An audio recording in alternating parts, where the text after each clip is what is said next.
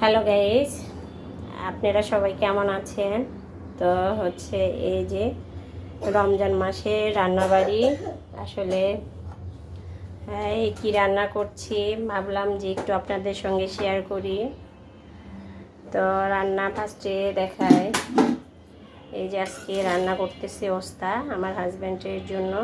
এটা আমার হাজব্যান্ডের সে ওস্তা খেতে চেয়েছে, তো এই যে রান্না করছি ওস্তা।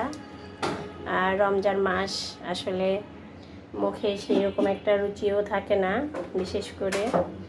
তো হচ্ছে তাই ভাবলাম যে এই যে একটা রান্না, তো এটা রান্না করছি বন্ধুরা বিশ্বাস করেন হচ্ছে এই যে ফুলকপি দিয়ে, আর হচ্ছে এই যে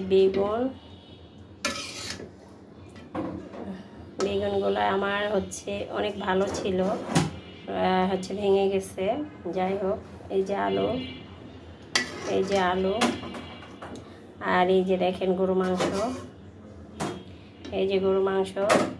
আপনারা আবার বলবেন আপু হচ্ছে এগুলান এসব কি খান, অনেক আপুরা বলতে পারেন। তো বিশ্বাস করেন এই যে হচ্ছে বেগুন, আলু, ফুলকপি দিয়ে হচ্ছে মাংস যদি রান্না করি তো কি বলবো বন্ধুরা, বিশ্বাস করেন বন্ধুরা, এই রান্নাটা এত টেস্ট হয় মাংস দিয়ে রান্না করলে। এই যে আমার হচ্ছে তরকারির হচ্ছে লুক দেখেন। তো ফুলকপি, বেগুন, আলু দিয়ে যদি মাংস, এটা মুরগি মাংস দিয়েও রান্না করা যায়, আবার গরু মাংস দিয়ে। তো কি বলবো, এই রমজানে আপনারা বিশ্বাস করেন রান্না করে খেলে মনে হয় যে আপনারা চেটে পুটে খেয়ে ফেলবেন। ঘাট এত মজার খাবার, এটা অনেক মজা লাগে এই ফুলকপি, আলু, বেগুন দিয়ে রান্না করলে মাংস। আর তার সঙ্গে আমি একটা রান্না করছি, আরও আমার একটা পছন্দের রান্না, এই যে চিংড়ি মাছ দিয়ে, এই যে চিংড়ি মাছ, আর চিংড়ি মাছ দিয়ে এটা হচ্ছে রসুনের পাতা দিয়ে আলু দিয়ে একটা হচ্ছে আমার ভাজি হচ্ছে।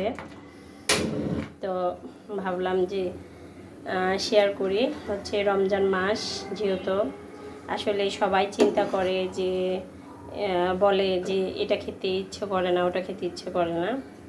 তো দেখবেন যে এই ধরনের রান্নাগুলো যদি আপনারা ট্রাই করেন আশা করি অনেক মজা লাগবে। অবশ্যই আপনারা এই যে আলু, বেগুন, ফুলকপি দিয়ে মাংস দিয়ে রান্না করে খাবেন, আর রিভিউ দিয়ে বলবেন কেমন হয়েছে আপু। তো ইনশাল্লাহ আপনাদের ভালো লাগবে। তো আমাকে একটু ভালোবাসা দিয়ে সাপোর্ট করবেন। সবাই ভালো থাকবেন। আল্লাহ হাফেজ।